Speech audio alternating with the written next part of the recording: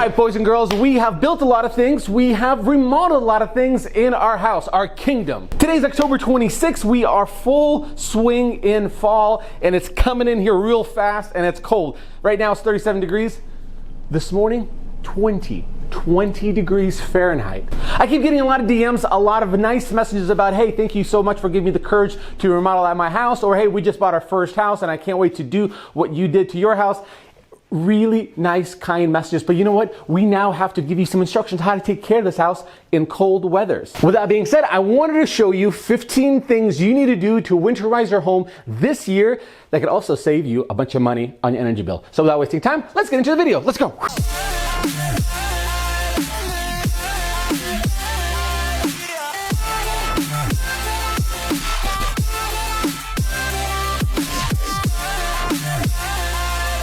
Number one, let's start with the furnace. The MVP, the mothership that keeps us warm. If the filter's not changed regularly, it gets built up. Let me show you. Woo! Look at that. Look how dark and dirty. Oh, that's disgusting. Whew. Shouldn't be breathing this stuff. If this is basically packed, this is a filter that you can't really breathe through, then this old furnace of ours has to work twice as hard to push this air out. It creates this blockage. This is a brand new filter. Look at that, day and night, huh? Look at that, yin and yang. By installing this filter in place, we now have this nice breathable area that can circulate good clean air and not create an obstruction or a strain on the motor to keep blowing everything up. Now normally I would just recommend for you to go hire an HVAC guy to come in and service your furnace. It'll set you back only about $100 or so, but they'll do a thorough check to make sure everything is a working condition. They're not seeing any excessive wear and tear on some of the parts and pieces here, causing you problems later down the road. Basically tell you the health and safety of your furnace. Now what I'm gonna do right now is before changing my filter, I'm gonna do a quick cleaning, just very superficial. Reason why is because this is a workshop. I cut a lot of wood here. A lot of the particles and dust come and settle here. So my furnace is gonna be slightly dirtier than yours. So while I'm here, I'm gonna give a quick little easy blast through, clean all the particles off, put a new filter on, bada bing, bada boom, and I'll be good to go. Ooh, almost forgot, gotta hit the breaker, turn the furnace off. Be right back. There we go. Get a little safety here. Let me show you how nasty this looks. You won't believe it. This is what happens and how the furnace looks when you work in a workshop and your furnace is right there. So let's do a quick little cleaning. Look at that, nice and clean. Somebody clean their room this time, huh? All right, let's put all this back in place. Not forget our filter. Make sure you install the right flow pattern. Arrow coming up. Now let's go fire this thing up. Make sure I didn't break anything.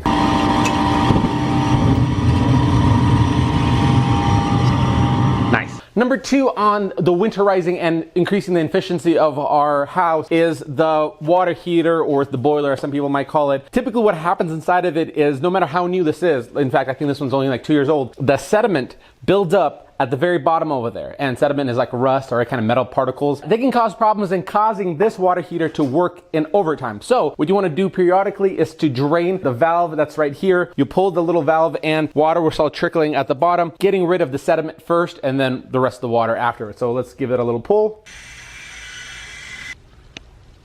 That's some nasty sediment. I'm just glad we got that out of there before it starts creating kind of damage down there.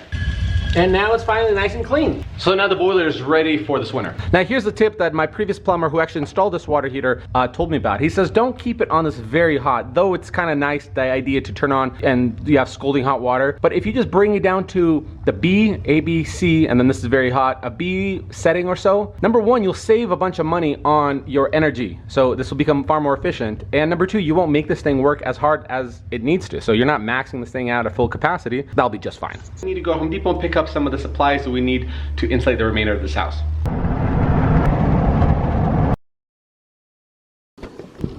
Gaps and cracks. This should do it. All right, so we got our Loctite foam insulation. Let's get back to the house and I'll show you how to use it. We picked up our Loctite foam sealant for the windows and doors, and that brings us to number 3 on our checklist for winterizing your home is insulating your windows and doors. Now to give you a demonstration of why insulating your windows and doors is important, I'll be giving a little demonstration using an infrared thermal imager. And what it is, it's a very fancy thermometer that anything we point to, it's gonna show us the image of it and it's gonna indicate the temperature that we're looking at. So the house is currently 72 degrees. We're gonna be pointing right right at this wall right here. As soon as it ends right there, we're looking at 70.1 degrees, 71 right there. As we bring it closer to where that trim piece is, we're looking at 68.1 and then 66 as soon as we get to the glass. This is insulated. Chances are this is not. We're gonna remove our trim, cut the caulk all the way around, remove our trim, and we're gonna use the Loctite foam for windows and doors and insulate that area, and I'll show you how. And then after that, we'll compare how it does before and how it does after.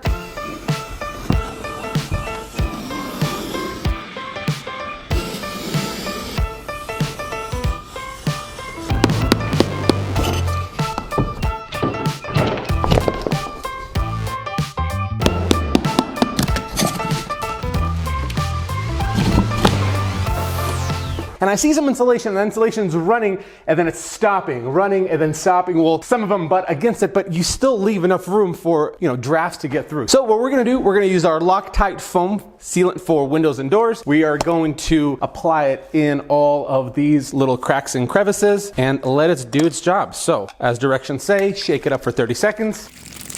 Screw on the top, get our protection on, and now we can start applying it in these areas.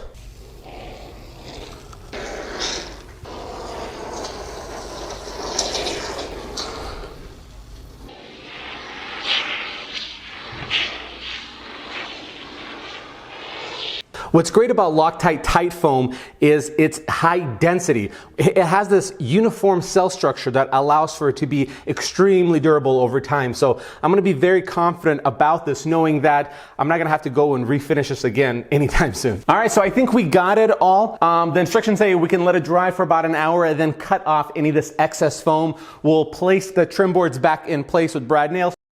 All right, it's been a little bit more than an hour. As you can see, everything is nice and dry. I'm gonna use a nice sharp razor blade and start cutting off the Loctite tight foam and start installing the baseboards and the trim around, and then we'll get our temperature for the afterwork.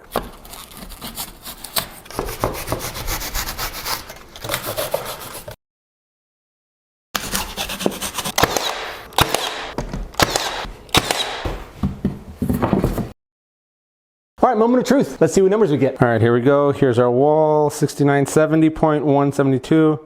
Let's move it up to the trim. 70.1, 70.9. Woo, hot doggy, we did it. These are small numbers. Yes, they're 2 degrees, but ounces equals pounds. That small little fractions that add up, we're basically keeping this house in a way, or creating this house in a way where we're retaining the heat that we're paying our hard-earned money to heat. And it's staying in here and it's not escaping through all these little hidden blind spots. Let's move on to number 4. Let's go. All right, so number 4 on the list for winterizing your house is your gutters. You got to clean them out. And you're probably thinking, oh, this is just another landscaping, maintaining your home kind of thing. No, let me show you exactly why you want to do it. Come up here. All right, so if your house is anything like mine and has trees around it, you're going to have this stuff coming into your gutters. When water gets here, this will start creating a dam, right? And the snow will pack it, and some of the snow behind it will create these water reservoirs, basically a perfect dam scenario. The water will build up, go under your shingles, under and behind your siding, and then it'll start creeping into the framing of your house, and that'll be a lot of money that's going to cost you to get that fixed and that fixed. So do yourself a favor, grab yourself a bucket and just start cleaning it all out, Get it done. Don't start crying later because you need a new roof and a new frame.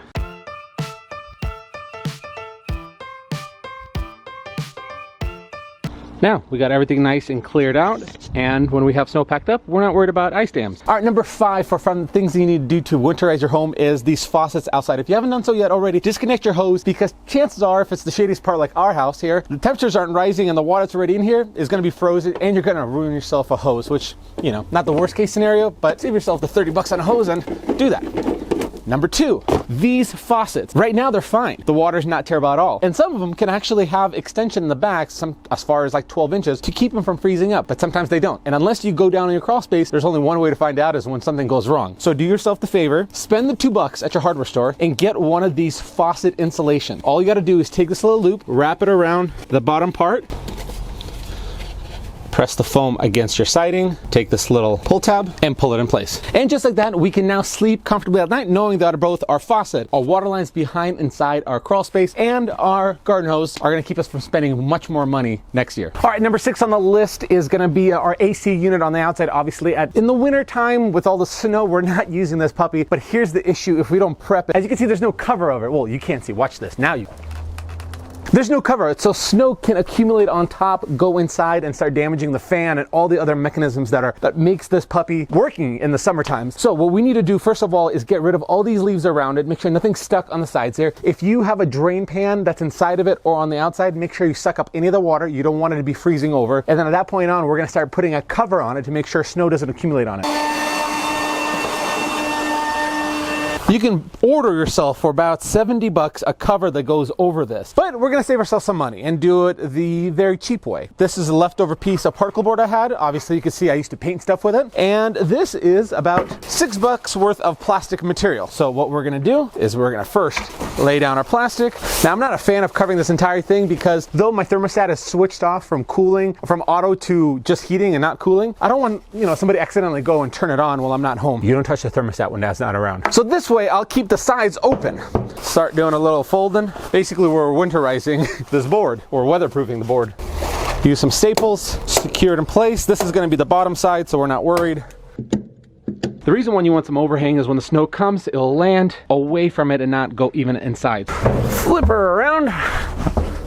And just like that, for a piece of scrap wood and $6 later, we got ourselves a nice cover that is fail-proof, so nobody can accidentally turn on the AC unit and ruin it. And at the same time, it's got a good cover. Enjoy. All right, number 7 on the list for winterizing your home is blowing out your sprinklers. Depending on which part of the country you're in, I grew up in Seattle, so we didn't really have irrigation sprinklers. Now in Idaho, we do, because summers are like 100 degrees. So to blow out your own sprinklers, find your valve for the irrigation sprinklers. Once you establish the irrigation valve, turn it off and this will disconnect it from the irrigation water. Now, as long as our city water is not turned on or connected to for a water sprinkler irrigation system, we'll be fine. But let me show you, we'll do our connection. Now, this is our city water, so once we get that turned off, we can now come in here, quick connect an air compressor and start turning on all the sprinklers, the jets where they're all set up. No water will be running through, but now all we'll do is air will be pushing all the water that's left in the tubes or the piping completely out, preventing them from freezing and cracking next spring. You're required to have a large reservoir air compressor. Now that is a big one. That's a 60-gallon air compressor, plenty of reservoir. I've done it with as small as a 12-gallon air compressor. Do not recommend it. It makes for a very long day, but if you want to do it yourself, you can. But it's not too much of a deal breaker because depending on the size of your backyard or your sprinkler system, you can have guys come over with a trailer air compressor system set up. They can blow out your sprinklers for as little as $25 to as high as like $35. So look around, and that might be sometimes a little bit more, more efficient way of doing things. All right, for number 8 on the list for winterizing your home, we're going to talk about something extremely sexy: insulating your windows. Now this technique, I wouldn't really recommend to do it on inside the house, though you can do it and it might be the last resort if your windows are just shot and you're like, I just need to get through one winter so my tax return can come in, I can buy new windows. This will work as well, but mostly this works for the garage. What we have here is a window insulation kit. They range in sizes based off of small, medium, or large windows. Very simple idea. It comes with plastic, it comes with double-sided tape, and you gotta bring your own hairdryer. Don't tell Irina I took her hairdryer. I get in trouble for taking her stuff. To start it off, take the double-sided tape first and cover the entire perimeter they'll be working with. What's interesting about these windows, there's no trim around, so this is a great alternative. Up next, peel off the first part or the second part of the double-sided tape. And then take this plastic. It's gonna look a lot better than you think, watch. You wanna try to get it tight, as tight as you can. Scissors and cut off this excess. Take the wife's hairdryer and keep it 4 to 6 inches away from this, stretching this material out. And boom, just like that, we have an insulated window. As you can see, it got super tight. Just work your way with that heat. It stretches the entire plastic. Now we've got the garage door window all insulated and done, and I promise you I'll show you what I would do on the inside of the house windows, which leads us to number 9 on winterizing step. Let's go. Now moving to the inside of the house, we have windows, and these windows have caulking around between the trim and the window itself that keeps the draft from coming in. I'm using an interior-exterior caulking that is a high rated for elasticity to prevent it from cracking, and I'm gonna go over all these cracks there to seal them up. Now you definitely want to do this before temperatures get too cold, because this stuff does not cure or set when it's too cold. So do it before wet, crazy cold temperatures drop in. I'm gonna finish up all the rest of the windows and then we'll move on to number 10. Let's go. Number 10 on the list for winterizing your home is door seals. As you can see behind me, we have a door. Let me show you the problem with it. As we come closer to it, we have a gap. For just a couple of bucks, you can pick up one of these door seals Make sure it's the right width of your door. Figure out the right direction of it. Oh, looks like this one I gotta trim like a hair. Let's try this again.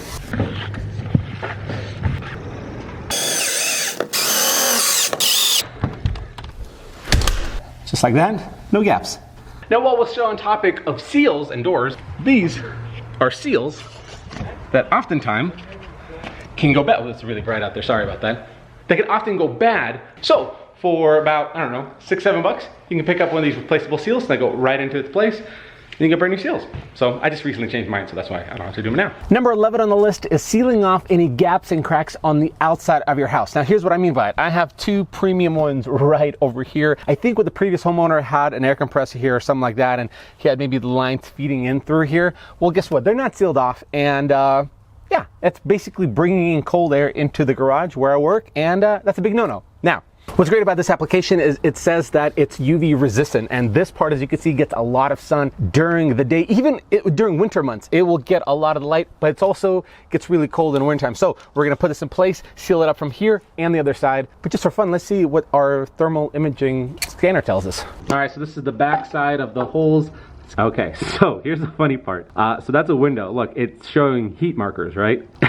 It's actually bringing heat in, but it's 67-ish degrees in there, and then it's 64, I guess. So it's actually bringing in heat.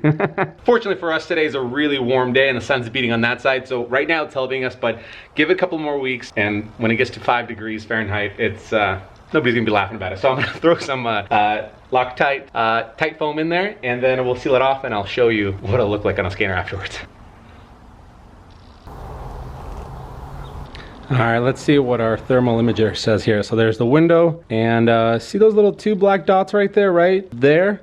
That's them. And now no heat's coming in, and of course when the cold temperatures come, no cold will come in as well. Number 12 on the list for winterizing your home / saving a few bucks off of your energy bill is attic insulation. Traditionally, they recommend having at least 12 inches of attic insulation above you throughout the entire area. That way you keep the warm air in and the cold air from escaping out as well. Now, most of the time you don't have to do much unless the builders didn't cover all the areas, which you should still go up there and make sure. For example, my garage doesn't have attic insulation, so I have to add some in there. This is the baby's room and the top of the upstairs. We're gonna take a glance to see if we're missing anything and add some if we need as well. Now let's go to the attic and hopefully there's no ghost. Come on.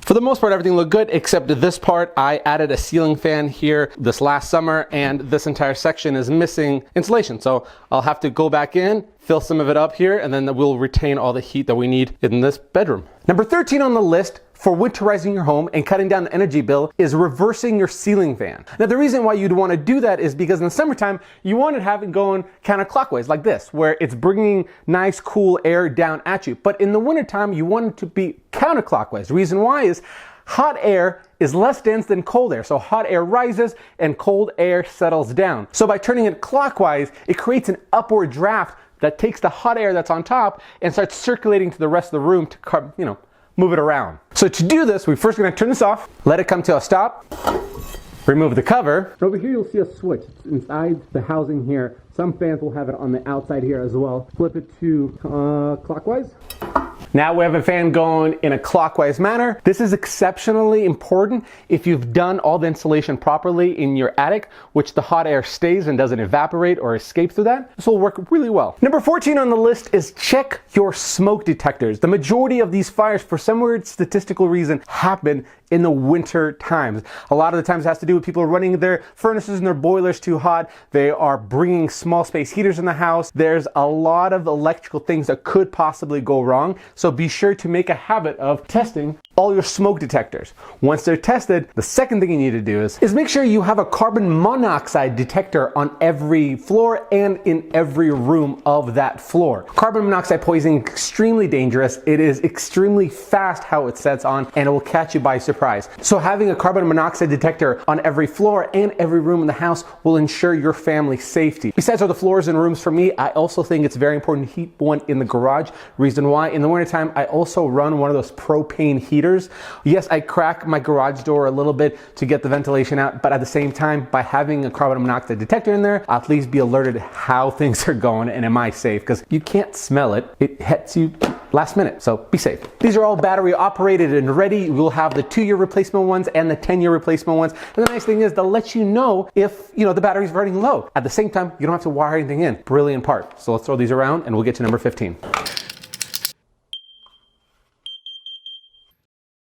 And number 15, the last and final checklist tip that I recommend you guys to winterize your home and save money along the way is get yourself a smart thermostat. You don't have to get yourself the Harvard of smart thermostat. You can get yourself the public school of smart thermostats. Between 60 and $100 get you a really nice one. The great thing about them is that they're programmable, so you can create a schedule. You can create a schedule that if you're at work between 7 a.m. and 5 p.m., then you can drop the temperatures, therefore not putting a strain on your furnace or AC. Number 2, you could use it mobily when you're away. So if you want to set it that you're like, hey, I'm coming back from camping and whatnot, you can turn it on and it will start heating your house again. You can also set parameters where you can want it to cool down to a certain temperature and heat up to another and keep it in a nice cushiony spot. They recommend between 68 and 72 degrees. That's what normal people, not crazy people who, just normal people. My wife is always cold. Normal 68 to 72 degrees it's a good number to be at. It's not a crazy strain on your furnace and AC unit. Also, there are statistics that are showing that by decreasing your temperature on your thermostat by 1 degree,